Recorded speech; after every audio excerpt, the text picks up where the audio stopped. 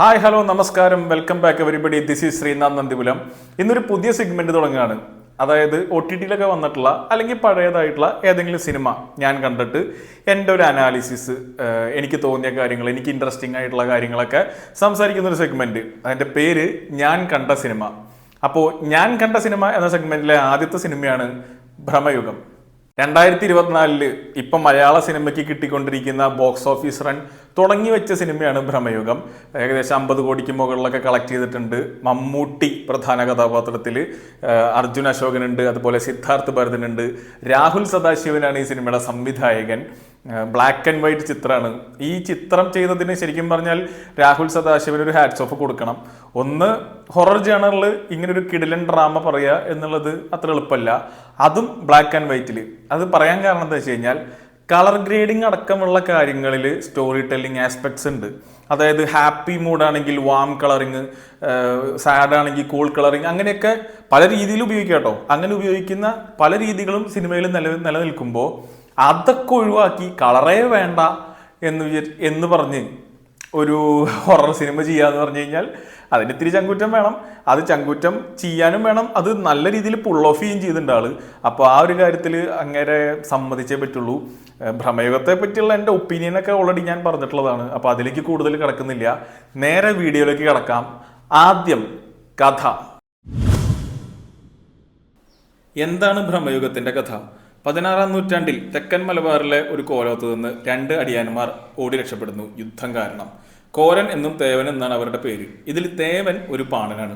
അവരോടി ഒരു രാത്രി ഒരു കാട്ടിലെത്തുന്നു.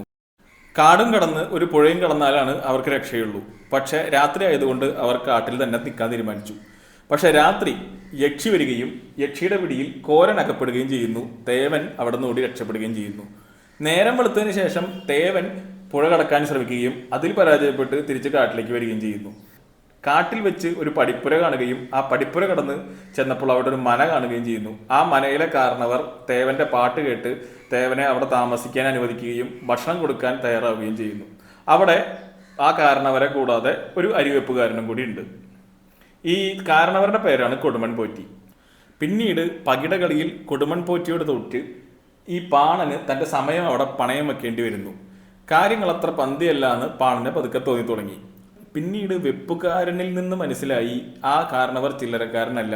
കൊടുമൺ പോറ്റി എന്ന് പറയുന്നത് ഒരു ചാത്തനെ കീഴ്പ്പെടുത്തി തട്ടിന് പുറത്ത് തളച്ചിട്ട ഒരു മഹാമന്ത്രവാദിയാണെന്ന്. അങ്ങനെ കാര്യങ്ങൾ പന്തിയല്ല എന്ന് തോന്നി തുടങ്ങിയപ്പോൾ തേവൻ അഥവാ പാണൻ അവിടെ നിന്ന് രക്ഷപ്പെടാൻ ശ്രമിക്കുന്നു. പക്ഷേ രക്ഷപ്പെടാൻ സാധിക്കാതെ തിരിച്ച് മനയിലേക്ക് തന്നെ മടങ്ങേണ്ടി വരുന്നു. പിന്നീട് വെപ്പുകാരനിൽ നിന്ന് മനസ്സിലാക്കുകയാണ് ആ കാണുന്നത് യഥാർത്ഥത്തിൽ കൊടുമൺ പോറ്റിയല്ല, പോറ്റി തളച്ച ചാത്തൻ പിന്നീട് പോറ്റിയെ കീഴ്പ്പെടുത്തി പോറ്റിയുടെ രൂപം സ്വീകരിച്ച് ആ മനയിൽ വിരാജിക്കുകയാണെന്ന്. അങ്ങനെ ഈ പാണനും വെപ്പുകാരനും കൂടി ചാത്തനെ കീഴ്പ്പെടുത്താൻ പദ്ധതി തയ്യാറാക്കുന്നു. പിന്നീടാണ് മനസ്സിലാവുന്നത് വെപ്പുകാരൻ വെറും വെപ്പുകാരനല്ല, കൊടുമൺ പോറ്റിക്ക് ഒരു അടിയാത്തിയിലുണ്ടായ മകനാണെന്ന്. ചാത്തന്റെ ശക്തി ചോർത്താനുള്ള കെടാവിളക്ക് ഇവർക്ക് കെടുത്താൻ സാധിച്ചെങ്കിലും ഒടുവിൽ ഇവർ രണ്ടുപേരും മരിക്കുകയും ചാത്തൻ രക്ഷപ്പെടുകയും ചെയ്യുന്നിടത്താണ് ഭ്രമയുഗം അവസാനിക്കുന്നത്. ഇത് വെറുതെ ഹൊറർ കാണിക്കാൻ വേണ്ടി ഒരു ഹൊറർ സ്റ്റോറി അല്ല, ഇതിൽ പല കാര്യങ്ങൾ പറയുന്നുണ്ട്. അപ്പോൾ അടുത്ത ഭാഗമാണ് തീം. ഭ്രമയുഗത്തിൽ പ്രധാനമായിട്ടും 2 തീമാണുള്ളത്. ഒന്ന് ഹൊററും മറ്റൊന്ന് അധികാരവും അടിച്ചമർത്തലും. ഇതിന് രണ്ടിനും തുല്യ പ്രാധാന്യമാണ്. വേണമെങ്കിൽ ഭ്രമയുഗത്തെ ഓപ്പറേഷൻ ത്രൂ ഹൊറർ എന്ന് വിളിക്കാം. ഇപ്പോൾ ഹൊറർ എലമെൻറ്റ്സ് നോക്കുകയാണെങ്കിൽ യക്ഷി, ചാത്തൻ, വരാഹി, ആവാഹനം, അഥർവവേദം തുടങ്ങി നിരവധി എലമെൻറ്റ്സ് ഹൊററിൻ്റെ വന്നു പോകുന്നുണ്ട്. അധികാരവും അടിച്ചമർത്തലിനെയും പറ്റി പറയുമ്പോൾ ഈ തേവൻ എന്ന് പറഞ്ഞ ആൾ മുമ്പ് ഒരു കോലത്തെ അടിമയായിരുന്നു, അല്ലെങ്കിൽ അവിടുത്തെ ഒരു അടിയാനായിരുന്നു. പിന്നീട് ഈ മനയിലേക്ക് വന്ന് ചാത്തൻ്റെ അടിമയായി. ചാത്തനാണെങ്കിലോ പോറ്റിയുടെ അടിമയായിരുന്നു. പിന്നീട് പോറ്റിയെ കീഴ്പ്പെടുത്തി അധികാരം കൈവശാക്കി. ഈ അടിയാത്തിയിൽ പിറന്ന പോറ്റിയുടെ മകൻ, ആ വെപ്പുകാരൻ, അയാളുടെ ലക്ഷ്യവും പ്രതികാരവും ചാത്തൻ്റെ കയ്യിൽ നിന്ന് അധികാരം പിടിച്ചെടുക്കലുമാണ്. അതുപോലെ തന്നെ സിനിമയുടെ അവസാനം വരുന്ന പോർച്ചുഗീസുകാരും ഈ അധികാരം, അടിയാൻ എന്നുള്ള അല്ലെങ്കിൽ അടിമ, ഉടമ എന്നതിൻ്റെയൊക്കെ ഒരു പ്രതീകമാണ്. ഈ സിനിമ ശരിക്കും പറഞ്ഞാൽ ഇന്നത്തെ കാലത്തും റെലവൻ്റ് ആയിട്ടുള്ള ഒരുപാട് കാര്യങ്ങൾ സംസാരിക്കുന്നുണ്ട്. വെപ്പുകാരനുമായിട്ടുള്ള സംസാരത്തിനിടയ്ക്ക് ഒരു തവണ പാണൻ ചോദിക്കുന്നുണ്ട്, ഇത്രയൊക്കെ കഷ്ടപ്പെടാൻ നമ്മളെന്തു പഴച്ചു എന്ന്. അതിന് വെപ്പുകാരൻ്റെ മറുപടി, അധികാരം കയ്യിലിരിക്കുന്നവർക്ക് അന്യൻ്റെ സ്വാതന്ത്ര്യം വെച്ച് കളിക്കുന്നതൊക്കെ ഒരു രസമാണ്, അതിന് പ്രത്യേകിച്ച് തെറ്റുകളൊന്നും ചെയ്യേണ്ടതില്ല എന്ന്. ഇന്നത്തെ കാലവുമായി ഒരുപാട് പാരലൽസ് വരച്ചിടുന്ന ചിത്രമാണ് ഭ്രമയുഗം. 1600കളിൽ നടക്കുന്ന കഥയാണെങ്കിലും ഇന്നും സാമൂഹിക വ്യവസ്ഥിതിയിൽ പലതും അതുപോലെ തന്നെ നിലനിൽക്കുന്നുണ്ടെന്ന് സംവിധായകൻ പറയാതെ തന്നെ പറയുന്നുണ്ട്. ഈ രണ്ട് തീമും വളരെയധികം ഡീറ്റെയിലിങ്ങിലൂടെയാണ് രാഹുൽ സദാശിവൻ ഈ സിനിമയിൽ ഉൾക്കൊള്ളിച്ചിരിക്കുന്നത്.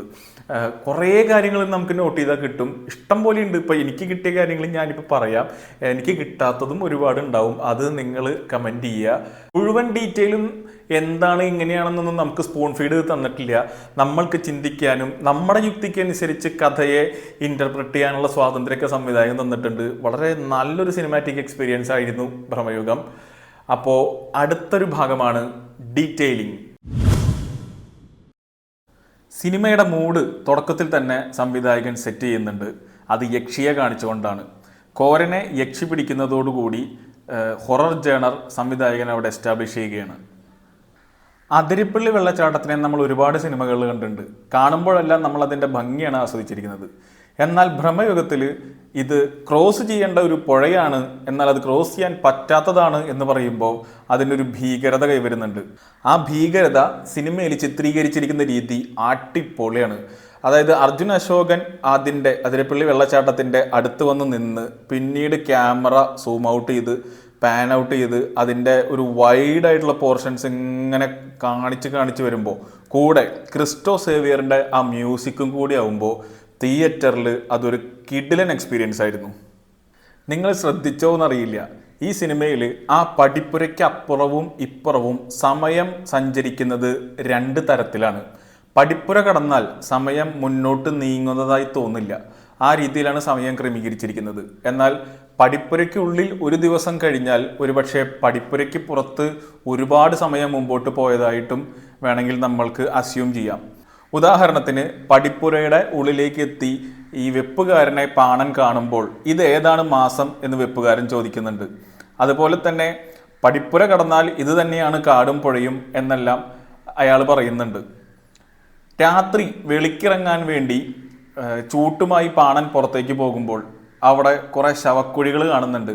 മുമ്പ് അവിടെ വന്ന് താമസിച്ചവരെല്ലാം കുഴിച്ചിട്ടതാണെന്ന് അത് പിന്നീട് പറയുന്നുണ്ട്. ആ ശവക്കുഴികളെല്ലാം ശ്രദ്ധിച്ചാൽ അറിയാം, അവയൊന്നും പഴകിയിട്ടില്ല, അവയിൽ നിന്നെല്ലാം ഈച്ചയാർക്കുന്നുണ്ട്, എല്ലാം വളരെ ഫ്രഷാണ്. അതായത് ആ ഭാഗത്ത് സമയം മുമ്പോട്ട് പോകുന്നേയില്ല. അതുപോലെ ആ മനയിൽ നിന്ന് രക്ഷപ്പെടാൻ ശ്രമിക്കുന്നതിന് മുമ്പ് വെപ്പുകാരൻ്റെ അടുത്ത് വന്നിട്ട് പാണൻ ചോദിക്കുന്നുണ്ട്, നീ വരുന്നുണ്ടോ, നമുക്കിവിടെ നിന്ന് രക്ഷപ്പെടാം, ഇതൊരു ശപിക്കപ്പെട്ട സ്ഥലമാണ്, ഇവിടെ ഒരു മാവ് പോലും പൂക്കുന്നില്ല എന്ന് പറയുന്നുണ്ട്. അതായത് അവിടെ ഒന്നിനും ഒരു മാറ്റം വരുന്നില്ല, സമയം മുമ്പോട്ട് പോകുന്നില്ല, കാലം മാറുന്നില്ല, അങ്ങനെ ഒരു സൂചന അവിടെ നൽകുന്നുണ്ട്. അതുപോലെ തന്നെ പാണൻ രക്ഷപ്പെട്ട് പടിപ്പുരയ്ക്ക് പുറത്തെത്തുമ്പോൾ അയാൾക്ക് ദേഹത്ത് അസ്വസ്ഥതകൾ ഉണ്ടാവുകയും വയറിന് വേദന വരികയും ചോര ഛർദ്ദിക്കുകയും ഛർദ്ദിച്ച് മുകളിലേക്ക് നോക്കുകയും ചെയ്യുന്ന സീനുകളുണ്ട്. ആ സീനുകളിൽ ശ്രദ്ധിച്ചാൽ അറിയാം, അതുവരെ ഒറ്റ മുടി പോലും നരയ്ക്കാത്ത പാണൻ്റെ താടിയും മുടിയുമെല്ലാം നരച്ചിരിക്കുന്നു. അതായത് പടിപ്പുരയ്ക്കുള്ളിൽ അയാൾ താമസിക്കുന്ന സമയത്ത് ഒരുപാട് വർഷം പടിപ്പുരയ്ക്ക് പുറത്ത് കടന്നുപോയി. അയാൾ പടിപ്പുരയുടെ പുറത്തെത്തിയപ്പോൾ ആ കടന്നുപോയ കാലം അദ്ദേഹത്തെ പിടികൂടി. അങ്ങനെയാണ് ആ മുടിയും താടിയും നരയ്ക്കുന്നത്.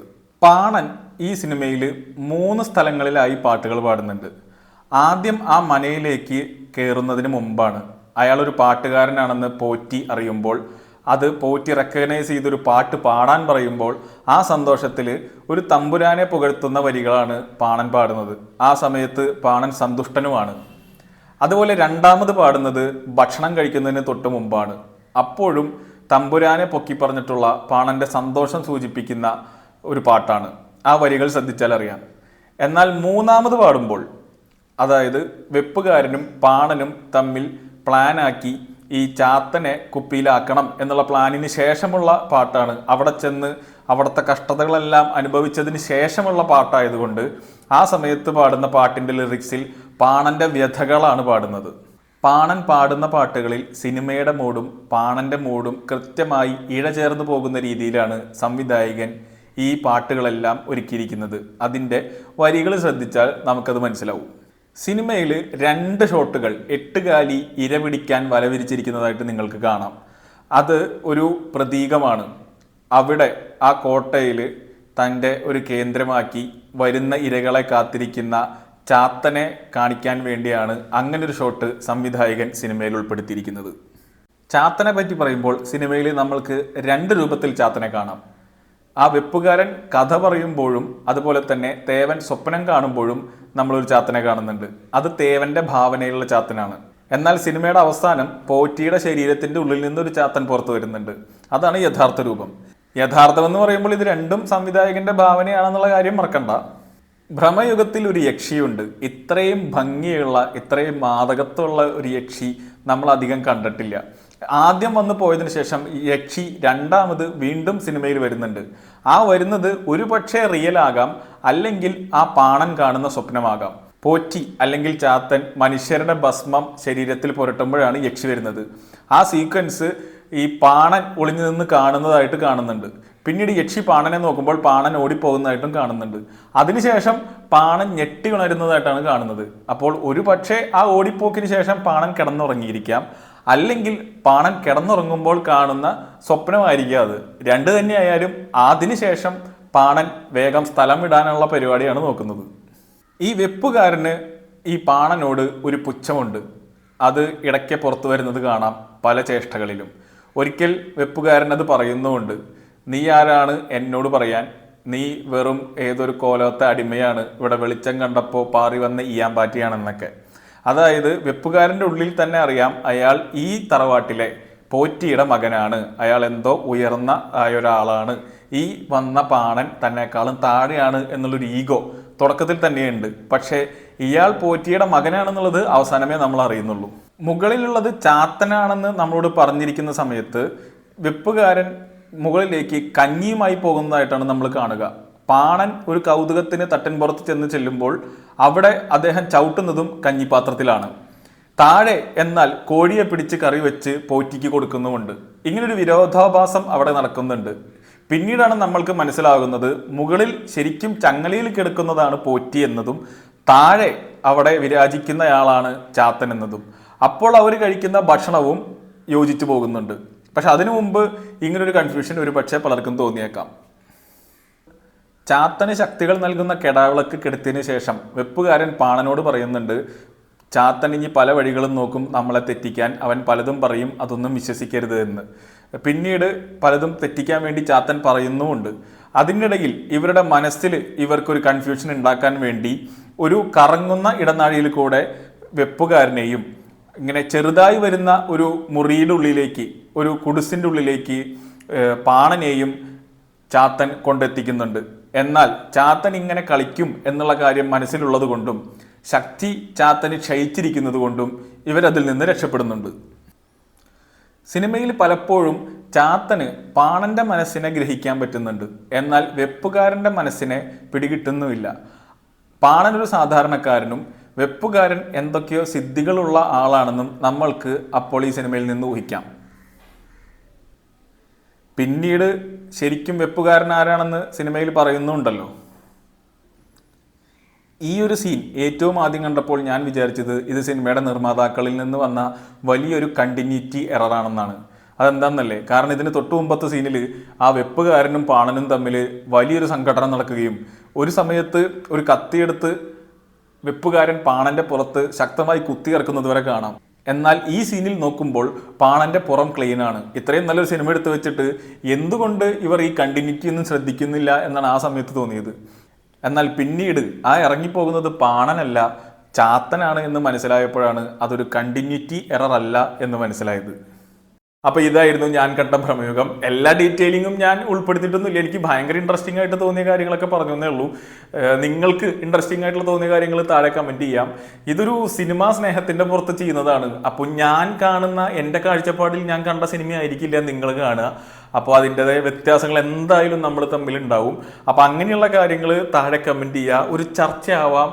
സിനിമ ആസ്വാദകൻ എന്നുള്ള രീതിയിൽ നല്ല ചർച്ചകൾ വരുന്നതിൽ സന്തോഷമേ ഉള്ളൂ. അപ്പോൾ അടുത്ത ഒരു നല്ല സിനിമയായിട്ട് ഞാൻ കണ്ട സിനിമ എന്ന സെഗ്മെൻറ്റ് ഇനിയും നമ്മൾ കണ്ടിന്യൂ ചെയ്യും. അപ്പോൾ നിങ്ങളുടെ ഫീഡ്ബാക്കൊക്കെ എനിക്ക് വേണം, എങ്ങനെ എന്തൊക്കെ ഇമ്പ്രൂവ് ആവാണ്ടെന്നുള്ള കാര്യങ്ങളൊക്കെ പറയാം. അടുത്ത സിനിമയായിട്ട് വരാം, കാണാം.